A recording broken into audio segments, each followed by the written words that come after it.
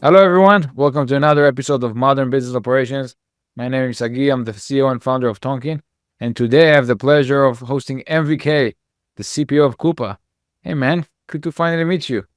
Yeah, nice to meet you as well. Obviously, Tonkean is a trusted partner of Coupa, and yeah, always happy to support our community. And I look forward to having a conversation. Awesome. Well, there's a lot we can learn from you. You're the CPO of Coupa, and you're a board of advisor of SIG, which is a massive community for procurement. And you've done that for decades. So maybe we start there. Can you give kind of the high level of how you ended up in procurement? A bit about your current role. Yeah, for sure. So my background is finance. I started in accounting over 20 years ago at Arthur Andersen. I did some fun things in finance, some consulting work, and some shared service center setups and stuff like that. At Foot Locker, I was the European controller, and I mean, I'm talking 20 years ago, where we were implementing e-sourcing. I got really excited about running sourcing events, competitive pressure, have business impact while using your finance brain. That really went pretty well, and we saved a ton of money. And I got really excited about procurement and fact-based decision making and competitive pressure and supporting your stakeholders and driving better business outcomes and things of that nature. And then at VF, I was the first time that I actually got procurement in my job title, where I was given an opportunity to lead the setup, if you will, or support it, a procurement function. And VF is the parent for North Face and Vans and Timberland we acquired during my time in procurement there, and Lee and Wrangler and a bunch of other brands. And really starting to think about, like, how do you leverage the power of the spend across all these brands. At VF, I then led a global transformation together with a bunch of people, of course, because it's never just me, and became a Coupa customer at VF. Then went to the same thing at Lululemon, at the time a $1.5 billion retailer that became a today $10 billion retailer, that had very little procurement, no supply chain, and we really built that muscle and helped the company scale and grow. I became a Coupa customer there, and that ultimately led me to the company I currently work for, which is Coupa. So I came home, I sometimes say, and at Coupa I'm the proud chief procurement officer, where I do three things. One, of course, support the community, support our customers and our prospective customers, with how do you drive transformative change, how do you optimize the investment in the platform, what operating model do you need, or some ideas around that, and to do that globally.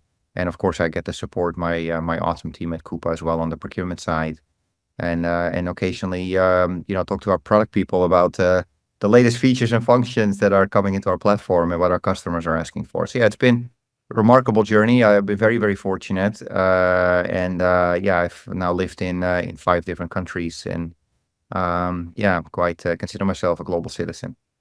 Nice. Well, there's nothing I think more fun than working on a product that is for you, right? That you're the Yeah, over the user of that yeah, product.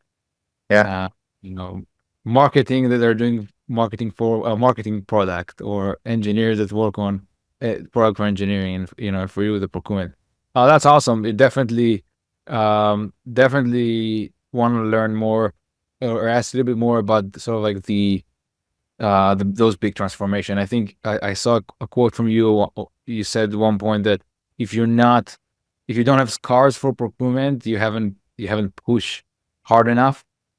And I think, when you think about some of those, not all companies are created equal from a culture perspective, and sometimes it's much harder to push for transformation.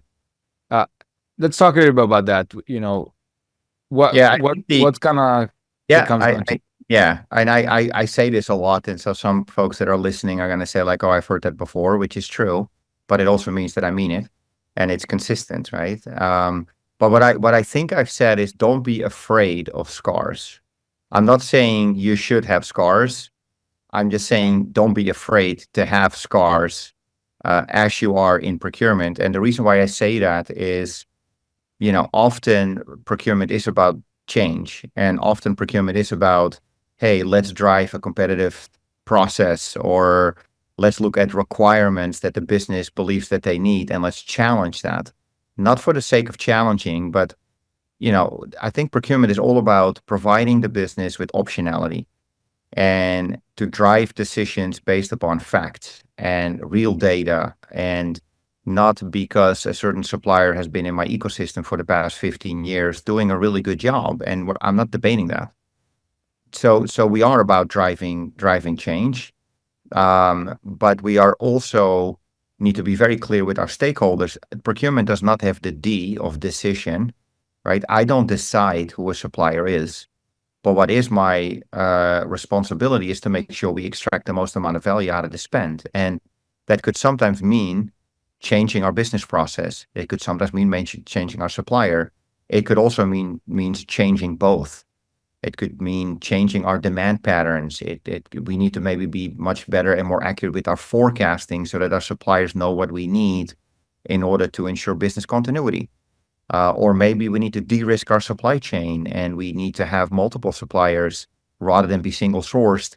And, if one thing, of course, came out of, the last 5 years is, a lot of companies were single sourced and they didn't even know it. Or maybe they were not single sourced, but their suppliers were single sourced. And so what I'm getting at is, if you are afraid to have those types of conversations with your stakeholders, and trust me, I've had great stakeholders. I've had stakeholders that, let's say in the beginning were more challenging, but more than not, those relationships that were maybe a bit more bumpy in the beginning were actually the ones that, if you'd ask them today, say that procurement really drove so much value that it allowed them to accelerate objectives. And I can give you multiple examples in my career where I've had the fortune of that happening. But in the beginning, it's painful, and disruption is part of procurement. And if you're afraid of that, which could result in some scars, I don't think you should be in procurement. Oh, I could not agree more. And I think a lot of times, people want the progress, they want the benefits of it, but they don't want to do the work of change. And it's all like come hands in hand. And I could not agree more. Let's talk more about that. Yeah, We'll talk. or if I may just make one more point, or they think that procurement is just some kind of magic wand. I have been called a magician once in my career, and I've said this in other sessions and settings, but I have been called a magician because I can magically find savings. And my response to that was, well, then I've done a terrible job explaining to you how hard procurement is. Because it's hard. I love procurement, yeah, and for the rest of my remaining career, and I still have quite a few years ahead of me, I hope.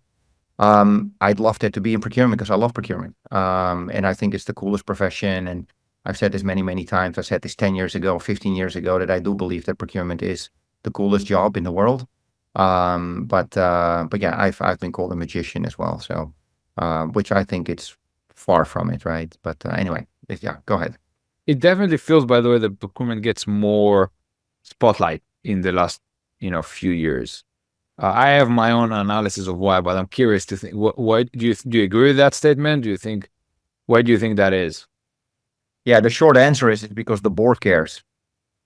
And so when the board cares, the CEO cares, and when the CEO cares, the company cares, right? I mean, it's kind of, I think for the longest time, and again, I've been doing this for so long, and I know I have a lot of really strong procurement friends that would fundamentally agree with me, that we've been seeking that, we need a seat at the table, and the progressive CPOs that I highly admire, and those listening know who they are. They never waited for a seat to be given. They would grab the seat and they didn't care if it was theirs or not. I mean, they always thought it was theirs, and I believe it was ours. But yeah, the short answer to your question is the board cares. Yeah. I mean, the last 5 years, the sky was not blue and the sun was not shining, and there was disruption everywhere. It wasn't just COVID. It was Suez Canal, it's economic on the volatile times, interest rates, social unrest, the climate. There's been so many different things happening, droughts in certain parts of the world, flooding in other parts of the world.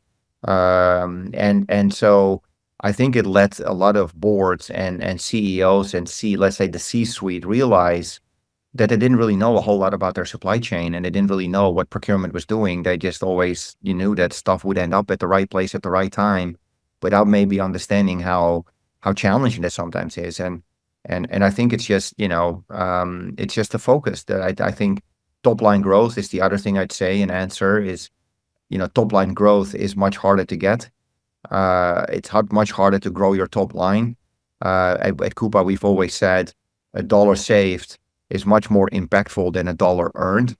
And so, because it flows directly into your bottom line, in my prior jobs, I've always tried to convert savings into top line. What is the impact, right? How many black stretchy yoga pants did we have to sell at Lululemon to drive the same amount of impact to the bottom line operating income? That matters to people because people then start to kind of, switch on, because otherwise just saving money is not maybe super interesting for most people. And I think it's the second thing is like top line growth is harder, and to drive shareholder value, you can still drive op inc growth by looking at anything that goes from your sales all the way down to your operating income or EBITDA, depending on what metric you follow. And there's lots you can do there.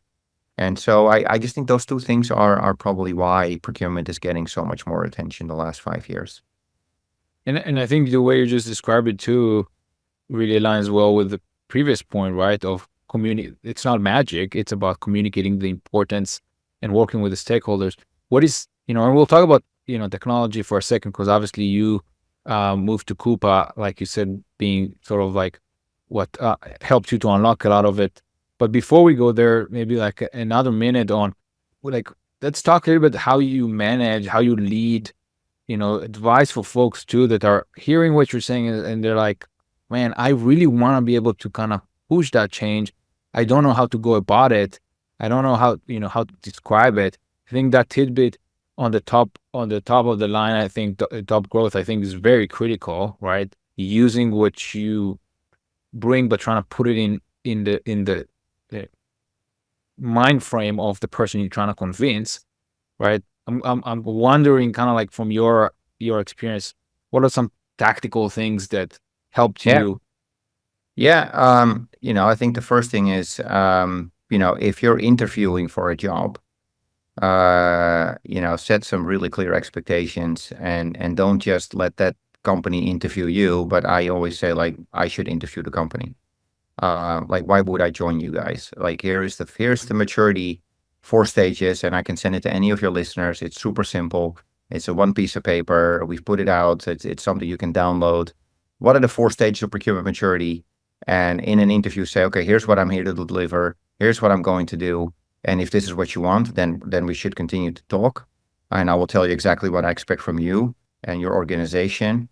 And I will be very clear on what the requirements are for us to go on this maturity journey. So what I often see is that people make the mistake in an interview and don't interview the company. They let the company interview me. And I'd say, well, before you start interviewing me and determining whether I'm the right fit for whatever it is, here's how I think about things, and and that's what I've done in my past as well. And sometimes that works out and sometimes it doesn't. And that's okay. I'd rather know at the point of interview than after I've joined and I'm in the role for 6 months and you don't really want to drive transformative change. So that's one thing that has served me well is be super clear and set right expectations. But if you're not in a situation where you're interviewing, you just want to progress, I would say, one, work on your elevator pitch. Don't go into any meeting and talk about savings. We still often lead with savings. Savings is an outcome. It's not our objective. I've never, ever in my entire procurement life said that procurement is my objective. It's an outcome, and it's not that's not why I'm here. I'm here to optimize the value. And that is very, very different. So, work on your elevator pitch with the CEO, or, hey, what are you here to uniquely qualify? What are you uniquely qualified and positioned to do? So that's one other thing. But also, and that's maybe the most important thing, is ask for what you need. Don't ask for what you think you can get approved. I actually talked about it in another conversation earlier. But a lot of CPOs still have the tendency, not a lot, but there's quite a few out there that say, well, I know my tech landscape is suboptimal and I don't have the right amount of resources. And therefore, I'm just going to marginally improve. And I say, no, you should actually be bold and you should ask what you need. You can't expect me to win a Formula One race this season unless I have a Red Bull car. And I look at technology no different, but I also look at operating model and org structure no different. And so ask what you need. Otherwise, you can't hold me accountable for the outcomes. But be constructive, right? Have a plan and lay it out. Here's what I'm here to do over the next whatever 2-3 years, and here are some of the challenges that we have, and here's how we're going to solve them, and here's why the shareholder cares. And like you should be able to talk to the CFO and the CEO and the head of ESG and the head of legal, the head of IT, and make it a very holistic conversation. I guarantee you people will care. If you're just going to talk to the CFO, he or she might go, yeah, that sounds interesting, but I've got 5 other priorities. The business is asking me for investments in whatever, and it's hard to prioritize. But if you create cross-functional appetite, the chances of success are just significantly larger.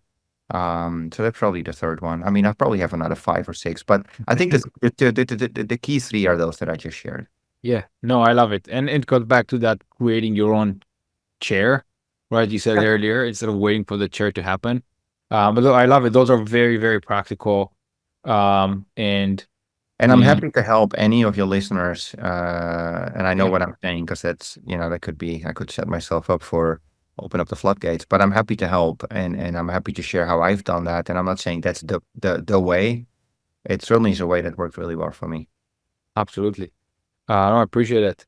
Let's move real quick to technology, right? Because a lot of the last 5 years, to your point, had a lot of major economic and sort of like global changes. But with it, and we'd be remiss not to mention AI too, but obviously the appetite for technology is how I think about, by the way, the biggest immediate tactical thing that the latest in AI did is not even yet the actual practical results from it, as much as it opened up the appetite, I feel, to everyone in every part of any business and organization to ask themselves, wait, do I actually need to do this thing manual, or is there a better way to do it? Do I have to kind of think about it the old way, or maybe it's actually a time to look at how we do things? So obviously Coupa is a leader in the P2P space, and the innovated that space as well a few years back, continue to innovate. But tell me a little bit more kind of how you think about technology role in this entire conversation, and talk specifically about Coupa or just in general about technology, but where's your head at when it comes to the innovation in the last few years as well? Yeah, we can talk about this for hours, and so I'm going to try to be brief, because we want to be mindful for the time for your listeners. I'd say I've always believed in the right blend between the right people, and we know this is basic, the right people, the right process, and the right technology. Often what I see when I talk to, fellow practitioners, they do procurement at a pretty high level. They've got people that understand their commodities. They know how to drive a competitive process. They maybe do this in Excel and in emails, but they know how to negotiate. And they get involved at the right time. So when you think about operating models and you think about, like, when do I get involved with the business, I'd say often people get involved at the right time. Where we always have struggled is, how do I, once I've driven value upstream in source to contract, how do I execute against that contract? How do I make sure that my entire organization, wherever they are going to buy from the right suppliers that have gone through the right process, with the right screening and the right whatever, anything what's important with your suppliers. And that's often where we failed, because we were stuck in the ERP, or we had 6-point solutions, one for sourcing, one for contracts, and then P2P would be done in the ERP. I would do payments somewhere else. I would manage risk in another platform. I would run analytics in Excel or whatever I was doing. And so that process has really become very manual, no single source of truth, and has always resulted in suboptimal outcomes, because either I'm chasing the business, making sure they buy from the right suppliers, or I was unable to support the business in a timely way because, yes, I had the contract, but nobody really knew how to buy against the contract. So that's where technology came from. And that's where Coupa came from. And I'm not here to sell Coupa. I think people need to do their own homework. I think they will ultimately make the right decision. But that's really where technology helps, is how do I connect all these different processes together and put it all under one roof? We always used to talk about, the business spend management process. We now say it's total spend management because it's direct and indirect.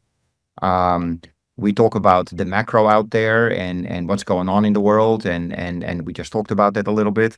And how can ultimately technology help me, what we call, become a margin multiplier?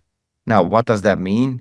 That means that we have identified 5 distinct areas where technology can really help you. Now, whether that's around things like efficiency and productivity, how can people find things smarter, easier, with less friction, so they can get on their way and do whatever they love doing? For example, in a retail store, how can I make sure that all my employees in the store buy from the right suppliers, and they can check in, check out, one place, one-stop shop? I mean, super, super critical, because what they want to do is service the guests that come into the stores. And that's around efficiency and productivity. And how can you multiply that? Well, by removing all of that disconnected process, and make it more seamless and easy. Sustainability, same thing. How do you do business with the right suppliers that have the right ESG and D&I substrates, and that can help me with my carbon footprint reduction or whatever it is.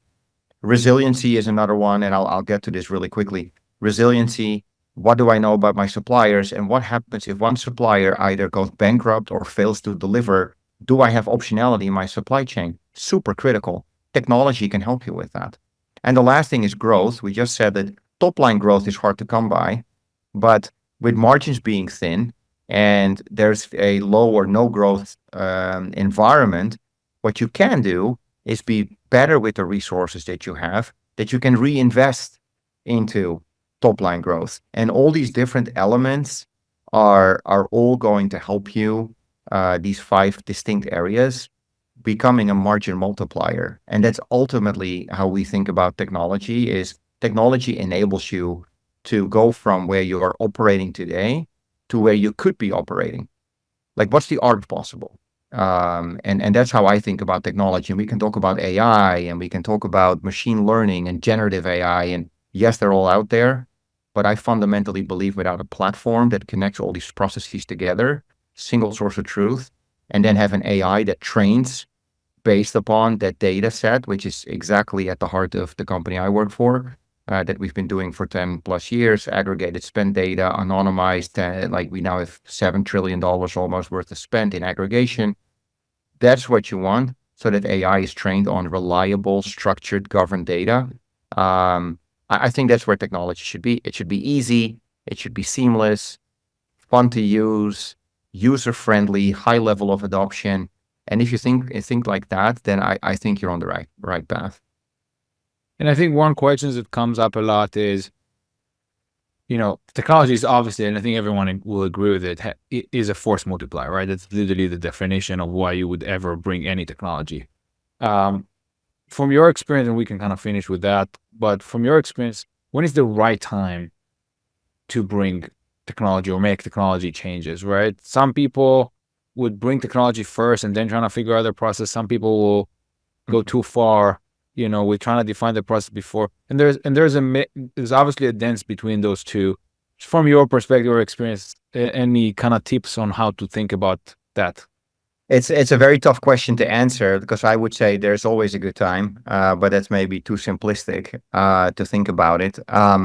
Look, if you deploy technology and you don't think about your underlying business process, and you don't think about change and how to optimize the investment in whatever technology it is, whether it's what we deliver, or it's your ERP, or it's a CRM, or it's HCM or WMS, and I've done all of those things at some point in my career, or at least been involved and been part of. If you don't realize that there is a level of change required to maximize the potential of the technology that you're acquiring, you're going to drive suboptimal outcomes. And often what companies then do is they blame the technology. So in general, I'd say there's never a bad time. I'd say there's always a good time to look at technology, and especially today. And I'm still amazed sometimes to hear what the tech the landscape some of these really large organizations have, and how hard they find it to give true transparency in their spending. There's always a right time, but you have to do those things in tandem. So think about technology as an enabler. We're not the one solve all, or like just throw in technology. And I mean, we've been doing this for so Silver long. bullet. Yeah. There is no such thing, but you do need to think about buying the right technology that is scalable, that has the right architecture, that has the right future feature function development, that invests in R&D, that is easy and seamless, is the time to value is fast. Don't think about technology as sticker. You're not buying a car, you're not buying feature functions, because, a car will have four wheels, and how do you distinguish cars? Well, it becomes often like a more popularity contest. Technology should be the complete opposite of buying a car, right? You should really think about like end to end, and you should think about R&D and investment and architecture and scalability, and all those things, I think, are much more important than the price you pay, because the price is what you pay and the value is what you're going to get. So yeah, I know I'm rambling a tiny bit, but I just think it's so important that we buy technology not as if we were to buy a commodity, or a laptop or whatever. It's not just a basic RFP. You really need to understand your business, and then make sure that you pick the right technology. And this goes across any technology you buy. It's not just for the technology we provide. Is if you don't understand what business challenges you have and how technology is going to solve them, don't start. Like, honestly, it's a recipe for disaster. So maybe that. By the way, I love this. I love the car analogy. I think it is explained so well part of the problem, right? That a lot of companies and individuals experience when they buy technology. They think about it as they're buying. And by the way, they're not to blame. The SaaS of the last 10 years, the entire marketing was like everything is plug and play. You just buy it off the shelf. They made, the industry was trying to make software feels like commodities, where in reality, I cannot agree with you more. It is an investment. And when you make an investment, you need to understand what is it that you're trying to achieve. And again, I love the way you phrased it, maximize. Like, how do you maximize the potential of that investment, and understanding that, there's a clear problem you're trying to solve. And to do that, you need to make changes, and you need something that can fit your need, or not only now, but also in Yeah. in the future. Very, very different than, I just need, a toothbrush, that I would cast away later to buy a different that doesn't work like that. Yeah, what you often see companies do is they think about it as a band-aid. Oh, I've got a problem. Like, if I talk about my profession, I got a problem in sourcing, or I got a problem in analytics. So let me throw another 20 grand at the problem, and another 50 grand here, and another 75,000. Or let me go and invest in my suboptimal software and throw another bunch of consultants at it. You see a lot of these really large organizations, but also, mid-market and corporate company. They're like, oh yeah, let me just do something quick. And then they realize after a year and a half, oh, well, one, I've just spent another 250 grand on a bunch of consultants, and I have a customized solution that is not scalable. And now I'm kind of stuck for 2-3 years because I didn't have the vision of where am I going, and how do I ensure I've got the right supplier, which ultimately software is a supplier. And you do the same thing for commodities that you're buying, or for, I've bought, I've bought so many different things in my career that you always didn't think about. That's like, what is my requirements today? But is this organization able to scale with me? Is this organization able to grow with me? Different geographical areas. Maybe I want to go not just P2P, but I want to go source to pay, or I want to manage risk. I want to manage whatever. Like, do I now have to infuse another supplier? I mean, you would never do that for commodities, right? Where you buy a supplier just for today. No, you look at the scalability, And why are we not doing that with software? I just don't understand that. Yeah. So Well, I'm that generalizing. Yeah, there's a ton of people out there that totally get it. 3,500 of them are Coupa customers, but I'm just saying, like, just make sure you think about where you're heading and what you're trying to solve for. yeah, absolutely. Well, this was great. Maybe as we wrap up, I like to ask any advice that you had in your career. And you gave a lot of advices today, but on a personal level, any advice you got in your career that you're saying, this is worth paying that forward and really helped you. Yeah, look, I've been very, very blessed and fortunate in my career. I don't believe careers are built in isolation. It requires lots of people that have believed in myself, and a support center that I have at home, of course, as well. But I've been very lucky. I consider myself very, very, very fortunate to be in the situation I'm in. I love the company I work for. So what else can you want when you're kind of mid-career? I still like to think myself to be mid-career. Maybe I'm at the end of over the hump, but whatever. But I've been very lucky. Second half of Yeah, your career. yeah, I'm in second half. Yeah, the second half, I like that. Um, but there's two things that have always stood out for me, and I've had great leaders, and I've had leaders that I thought had some room for improvement and whatever, and I think you'll learn from both. The two things that I've learned the most from is, the first one is you'll make more money between your 40th and your 50th than your 20th and your 40th. And that was a comment from Tom Lowe, who was at the time my CFO at Sterling Commerce. So I also want to quote who it was, because I think it's important. He's an excellent leader. Learned a ton from him in 2 years and change. And what he meant with that was, between your 20th and your 40th, make sure that you're in the right job, that you're learning, you work for the right people, that you're growing, you're developing, and not just chase job titles or paychecks. And he's so right. In fact, I probably made more money in the last 5 years than I did in the 25 years before that.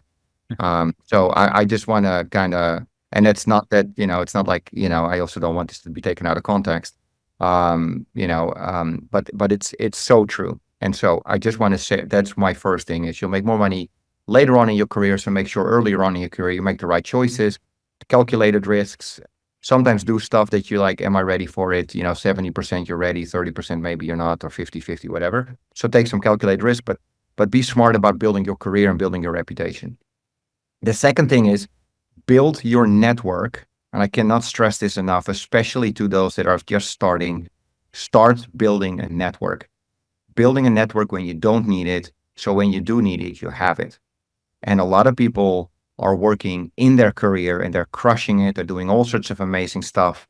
And then maybe they're, in a situation where they're impacted by whatever, something they can't control. Maybe you get a new boss, he doesn't like you, whatever. It can happen to all of us. If you don't have a network and people don't know who you are, then it's going to be very hard for you to progress in your career. And I've always believed in a network, but I've also believed in building my own reputation, so that it's not just the company I work for and internally they know, oh, Michael is driving some value and he's a good stakeholder and whatever, but also that externally people know. And how do you do that? First of all, LinkedIn is free, super easy to use. I'm not here to advertise LinkedIn, but I'm a big fan. There's not that many alternatives anyway. But my point is, like, build your network and your reputation. You can do through LinkedIn as well.